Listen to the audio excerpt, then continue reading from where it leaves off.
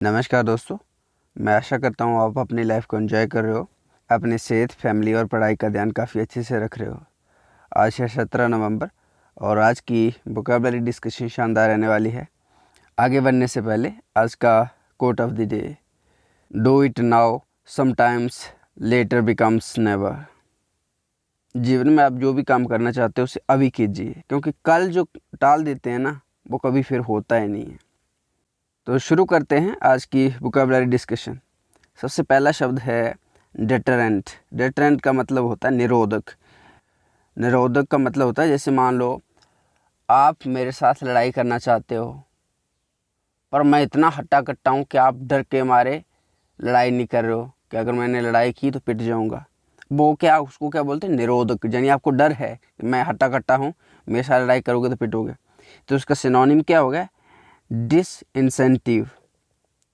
किसी चीज़ को क्या करना? डिसइंसेंटिव करना। Discouragement, dissuasion, damper, brake, curb. इसका अपोजिट है इंसेंटिव, इनकरेजमेंट। अगला शब्द है रैशनल। रैशनल का मतलब होता है विवेकपूर्ण या तर्कसंगत। जैसे होता है ना कि हम बुद्धि लगाते हैं, जहाँ कोई काम बुद्धिपूर्वक करते हैं कि अच्छा जी करना चाहिए या नहीं करना चाहिए। जैसे कोई भी काम करना हो तो हम दो तरीके से करते हैं, एक तो क्या इमोशनल होकर करते हैं, एक बुद्धि का यूज़ करके।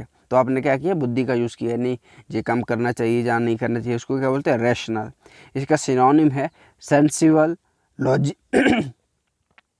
इसका सेंसिबल है इसका सिनोनिम है सेंसिबल और लॉजिकल, वेल रीजन्ड, कोजेंट। इसका अपोजिट है इरेशनल, इलॉजिकल। अगला शब्द है फ्लीटिंग। फ्लीटिंग का मतलब होता है lasting for a very short time. इसका मतलब ये होता है कोई चीज़ जो क्षण भंगुर होती है, थोड़े समय के लिए होती है, उसको क्या बोलते हैं? इंग्लिश में उसको बोलते हैं फ्लीटिंग। इसका सिनोनिम है brief, transient, short lived, momentary. इसका अपोजिट है लास्टिंग। लास्टिंग का मतलब होता है बहुत देर चलने वाली चीज़ होती है, उसको क्या बोलते हैं? लास्टिंग। अगला शब्द है एब। एब का मतलब होता है टू बिकम वीकर, यानी इसका हिंदी में मतलब है हीन होना, कम होना। जैसे मान लो आपके जवानी में आपके पास एनर्जी बहुत क्या होती है? बहुत ज़्यादा एनर्जी होती है, लेकिन जैसे बूढ़े होते जाते हैं तो आपकी एनर्जी कम होती जाती है, क्षीण होती जाती है, कम होती जाती है। उसको क्या बोलते हैं? एब या एबिंग। इसका सिनोनिम है receding, going out, flowing back, retreat, retreating, drawing back. इसका अपोजिट है कम इन, इंक्रीज, इंटेंसिफाई। अगला शब्द है एट्रीब्यूट। एट्रीब्यूट का मतलब होता है किसी को श्रेय देना, क्रेडिट देना। जैसे आप ना पास होते हैं एग्जाम में तो क्या बोलते हैं? आप ये थोड़ा ना बोलते कि मैंने ये किया। आप क्या बोलते हैं? अपने टीचर्स को क्रेडिट देते हैं, अपने मम्मी पापा को क्रेडिट देते हैं, अपने दोस्तों को क्रेडिट देते हैं कि अगर मुझे टीचर उन्हें पढ़ाया नहीं होता अच्छे से, मैं कैसे मार्क्स ले आता? अगर मेरे दोस्त कंपनी अच्छी नहीं होती तो मैं कैसे मार्क्स ले आता? अगर मेरे मम्मी पापा मुझे सपोर्ट नहीं करते तो मैं कैसे पास होता टॉप करता क्लास में या किसी एग्जाम में? तो उसको क्या बोलते हैं? मतलब श्रेय देना, क्रेडिट देना। वो क्रेडिट किसको देते हो? आप दोस्तों को देते हो, अपनी मम्मी को पापा को देते हो, अपने टीचर्स को देते हो। उसको क्या बोलते हैं? एट्रीब्यूट। इसका सिनोनिम है ascribe, assign, accredit, credit, impute, allot, allocate, यानी अलोकेट। इसका अपोजिट है disbelieve, discredit, must, mistrust, not buy, not subscribe, renege. अगला शब्द है लेब्रिंथ। लेब्रिंथ का मतलब होता है भूल भुलैया।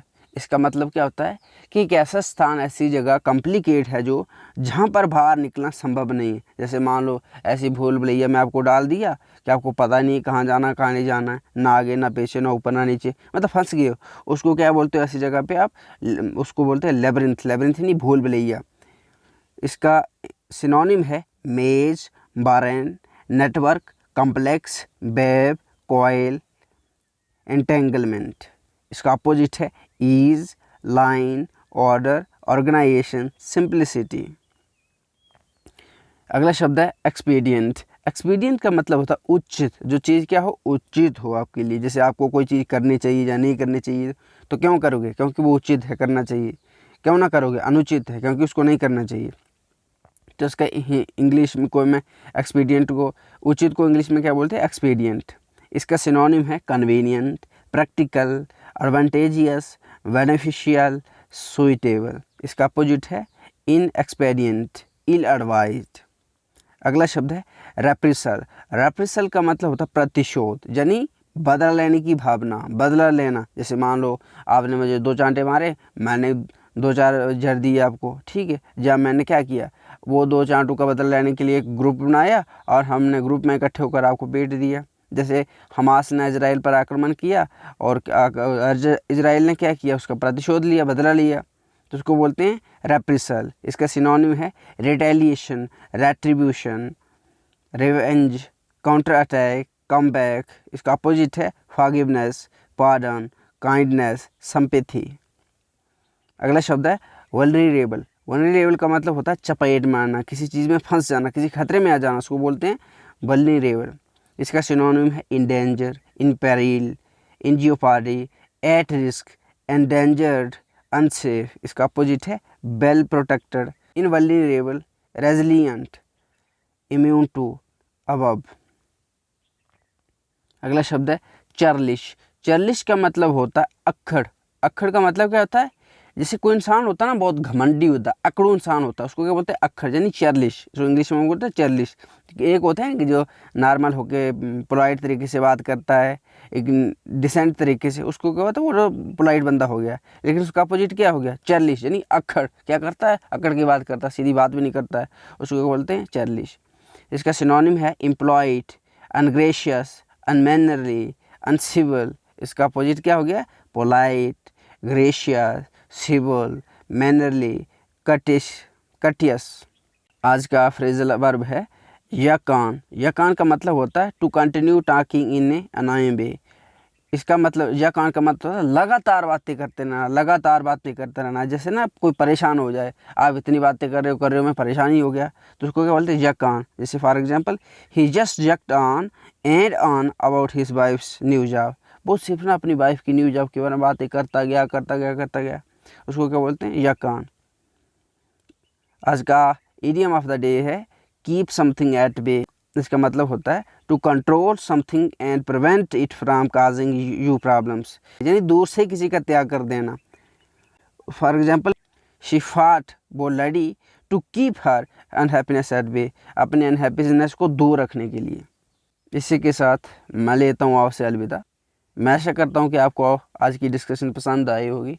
अगर ये आपको डिस्कशन आपको पसंद आई है, इसे लाइक करें और लोगों के साथ शेयर करें, क्योंकि ये मेरे लिए एक मोटिवेशन का काम करता है। बहुत ही जल्द फिर होगी मुलाकात, तब तक रखिए अपना खूब सारा ध्यान। थैंक यू, धन्यवाद, जय हिंद।